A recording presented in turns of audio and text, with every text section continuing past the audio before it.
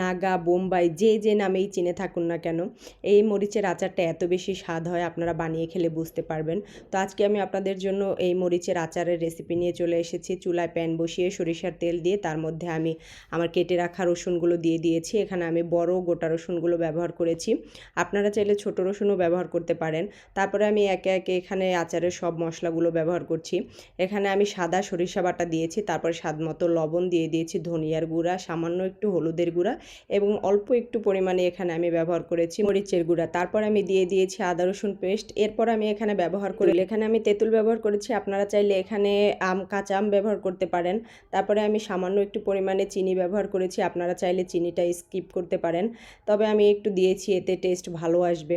তারপরে সামান্য একটু সময় আমি এই মশলাগুলোকে সুন্দর করে নেড়েচেড়ে ভেজে নিয়েছি। ভাজা হয়ে গেলে এখানে আমি পরিমাণ মতো তেল দিয়ে দিয়েছি।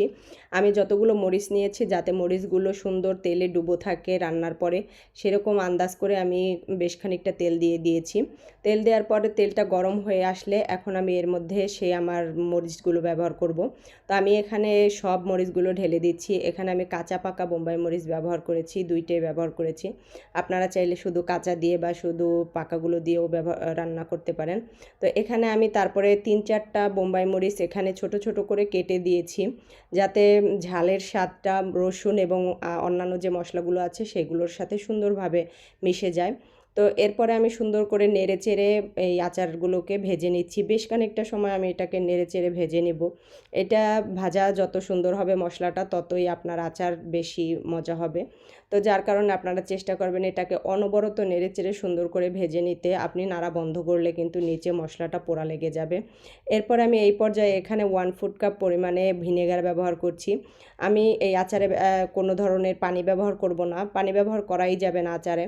তো যার জন্য আমি এখানে ভিনেগারের সাহায্যে এই আচারের মশলাগুলো এবং এখানে যে আমি মরিচগুলো ব্যবহার করেছি যাতে সুন্দরভাবে সিদ্ধ হয়ে যায়, যার কারণে আমি এখানে ভিনেগার ব্যবহার করেছি এবং ভিনেগারে আচার ভালো থাকে, কয়েক বছর পর্যন্ত ভালো রাখা যায়।